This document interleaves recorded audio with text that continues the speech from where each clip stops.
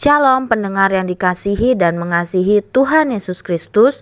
Berjumpa lagi dengan saya Cynthia dalam waktu teduh. Marilah kita menyiapkan hati kita untuk mendengarkan firman Tuhan.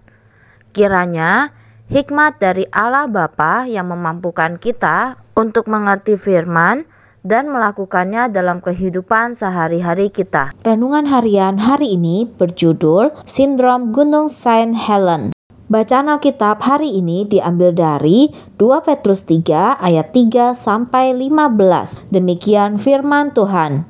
Yang terutama harus kamu ketahui ialah bahwa pada hari-hari zaman akhir akan tampil pengejek-pengejek dengan ejekan-ejekannya, yaitu orang-orang yang hidup menuruti hawa nafsunya. Kata mereka, di manakah janji tentang kedatangannya itu? Sebab sejak bapa-bapa leluhur kita meninggal, segala sesuatu tetap seperti semula pada waktu dunia diciptakan. Mereka sengaja tidak mau tahu bahwa oleh firman Allah, langit telah ada sejak dahulu dan juga bumi yang berasal dari air dan oleh air, dan bahwa oleh air itu bumi yang dahulu telah binasa dimusnahkan oleh air bah. Tetapi oleh firman itu juga langit dan bumi yang sekarang terpelihara dari api dan disimpan untuk hari penghakiman dan kebinasaan orang-orang fasik. Akan tetapi saudara-saudaraku yang kekasih, yang satu ini tidak boleh kamu lupakan, yaitu bahwa di hadapan Tuhan satu hari sama seperti 1000 tahun dan 1000 tahun sama seperti satu hari. Tuhan tidak lalai menepati janjinya. Sekalipun ada orang yang menganggapnya sebagai kelalaian, tetapi ia sabar terhadap kamu karena ia menghendaki supaya jangan ada yang binasa, melainkan supaya semua orang berbalik dan bertobat. Tetapi hari Tuhan akan tiba seperti pencuri. Pada hari itu, langit akan lenyap dan gemuruh yang dahsyat, dan unsur-unsur dunia akan hangus dalam nyala api, dan bumi dan segala yang ada di atasnya akan hilang lenyap. Jadi, jika segala sesuatu ini akan hancur secara demikian, betapa suci dan salehnya kamu harus hidup, yaitu kamu yang menantikan dan mempercepat kedatangan hari Allah. Pada hari itu, langit akan binasa dalam api dan unsur-unsur dunia akan hancur karena nyalanya. Tetapi sesuai dengan janjinya,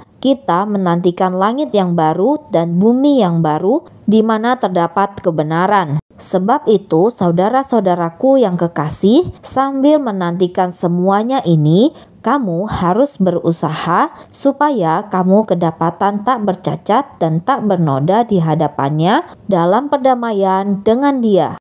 Anggaplah kesabaran Tuhan kita sebagai kesempatan bagimu untuk beroleh selamat, seperti juga Paulus, saudara kita yang kekasih, telah menulis kepadamu menurut hikmat yang dikaruniakan kepadanya. Nats pembimbing hari ini diambil dari 2 Petrus 3 ayat 15. Demikian firman Tuhan. Anggaplah kesabaran Tuhan kita sebagai kesempatan bagimu untuk beroleh selamat, seperti juga Paulus, saudara kita yang kekasih, telah menulis kepadamu menurut hikmat yang dikaruniakan kepadanya.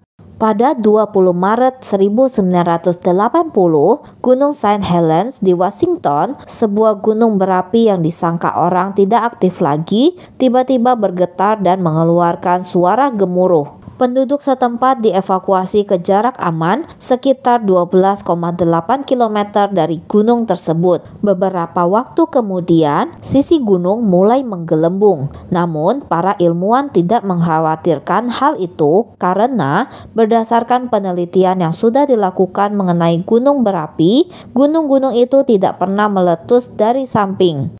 Kemudian pada tanggal 18 Mei, lereng Gunung Saint Helens meletus dan memuntahkan berton-ton reruntuhan ke bawah dengan kecepatan 250,5 km per jam. Semenit kemudian, gunung berapi itu meletus ke atas dengan kekuatan yang setara dengan 500 bom atom. Letusan yang sangat besar ini merusakkan hutan seluas 59.600 hektar dan menewaskan 57 orang. Para ilmuwan mengira peristiwa-peristiwa alam akan berlangsung seperti sebelumnya. Namun, ternyata mereka keliru. Kitab 2 Petrus menceritakan kepada kita bahwa suatu saat di masa depan, keyakinan keliru semacam ini juga akan dirusak oleh panasnya api hari kiamat. Namun, berita baiknya adalah Allah akan membangun langit yang baru dan bumi yang baru. Dia menghendaki agar jangan ada yang binasa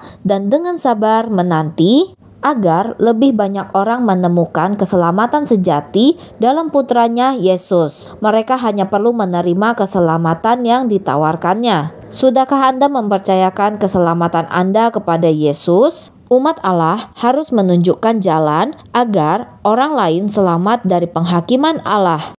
Demikianlah renungan harian hari ini. Sampai jumpa lagi pada kesempatan berikutnya. Tuhan Yesus memberkati kita semua.